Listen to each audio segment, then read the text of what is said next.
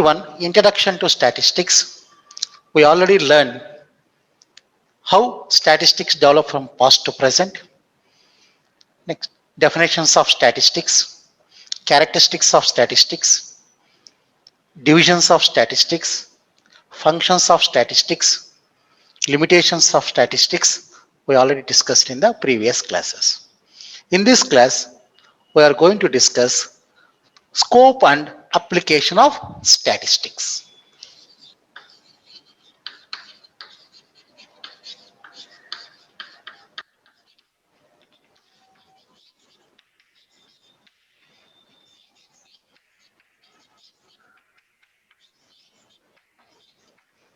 Scope and application of statistics.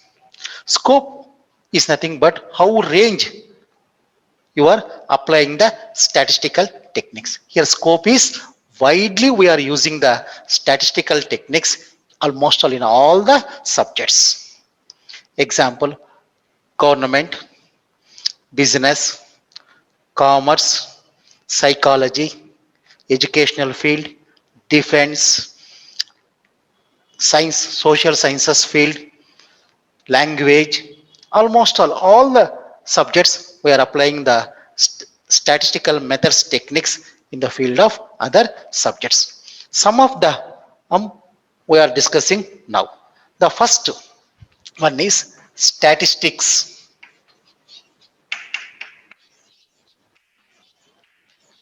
and state.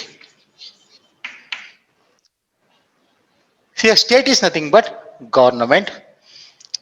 In the beginning stage, the statistical techniques, the statistical methods are exclusively using for the administration of the government. That means for administrative activities purpose, government is using the statistical methods. Nowadays, in all the central and state government departments, exclusively they are using the statistical methods in their department, like finance, marketing, defense, population studies department, engineering department, agricultural department, postal and telegraph department. Almost all the departments, they are using the statistical methods techniques in their respective department. They are collecting the information, they are analyzing the information, and based on that result, they are giving the reports to the concerned government. Now, there are three organizations in our India, central government organizations. One is CSO, Central Statistical Organization. Next one is NSS, National Sample Survey Organization. Next one is IIPS, Indian Institute of Population Studies. These organizations usually they are conducting the survey, they are collecting the information, they are analyzing the data, they are getting the conclusions. This conclusion they are submitting to the as a report to the government. Based on their reports, the government is taking framing suitable policies and programs for the uh, policies regarding food shortage, unemployment, and poverty. All these policies making based on these organizations report. Next one is statistics in business. It means in commerce and business areas, as a businessman, he has to take the decision, estimation, comparison. For that, he is applying the statistical methods. Not only this one, production, marketing, quality control, or some other areas also, purchasing of raw materials, all these areas also, he is applying some statistical methods. Finally, he is taking the decisions. And also, based on some statistical techniques, he can estimate the future sales of the business, and he can predict the values, profits, sales, and based on the techniques of trends and tendencies. Next, statistics in economics.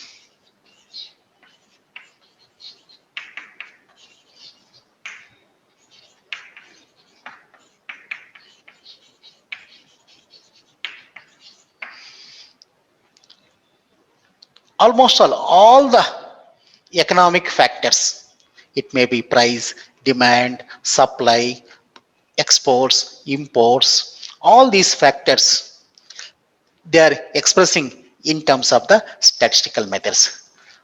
Almost all in economics, they are applying the statistical methods. They are having one branch, that is econometrics. That branch is a part of statistics.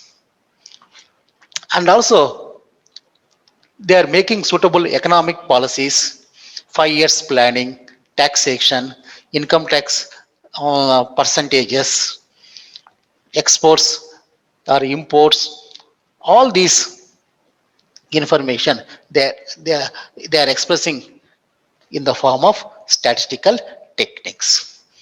And also the econometric branch is a part of statistics, and also it deals with the problems in statistics of the techniques.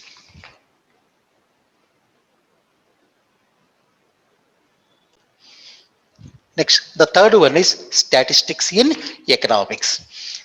Statistical methods are useful in understanding the economic problems, formulating economic policies, 5 years planning, savings, taxation, exports, imports, etc. And their programs are evaluated by statistical methods.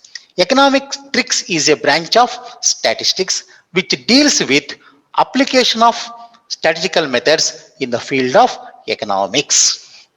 Next, the fourth one is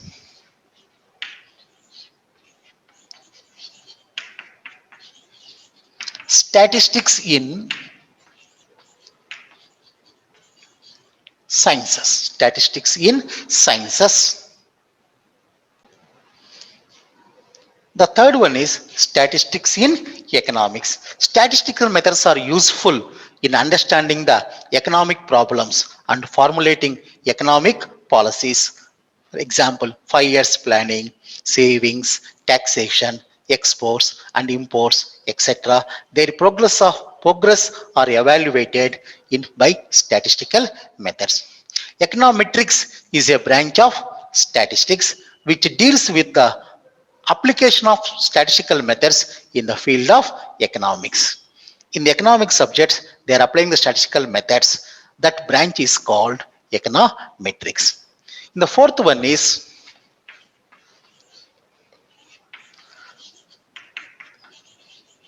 statistics in sciences. Statistics in sciences.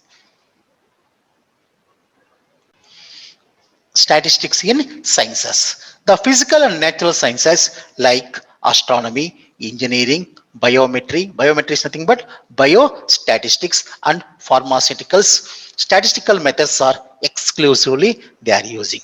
Also agricultural science. Exclusively they are using the agricultural.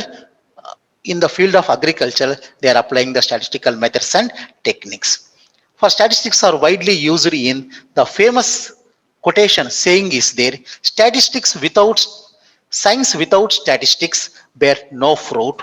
Statistics without science has no root. That's why in almost all the science they are applying the statistical methods.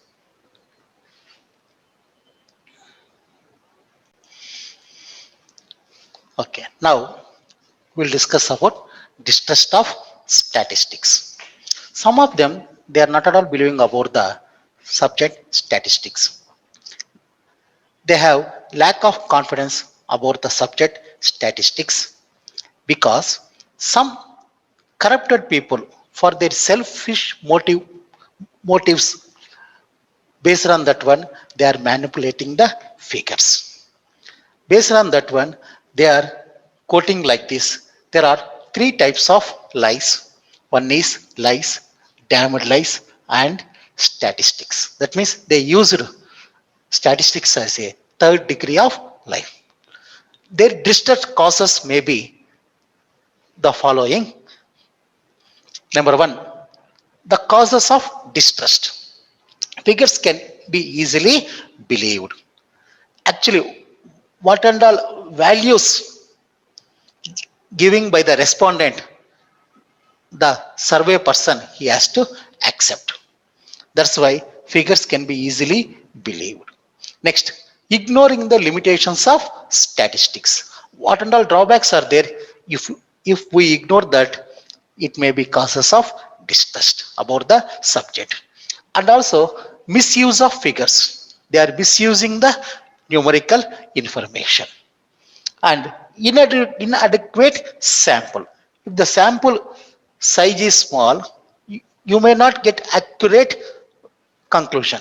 That's why generally you have to take the sufficient sample size, then you will get the good conclusion.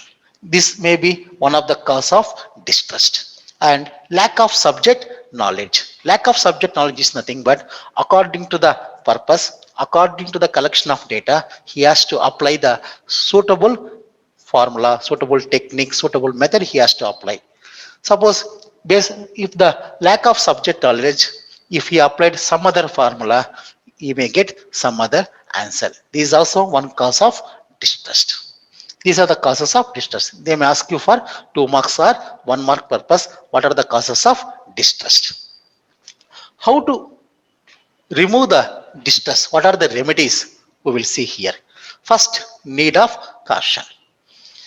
The person who is going to analyze the data, we have to give proper guidance. Then he will go in a correct direction. He may apply the correct formulas. He may get the correct results.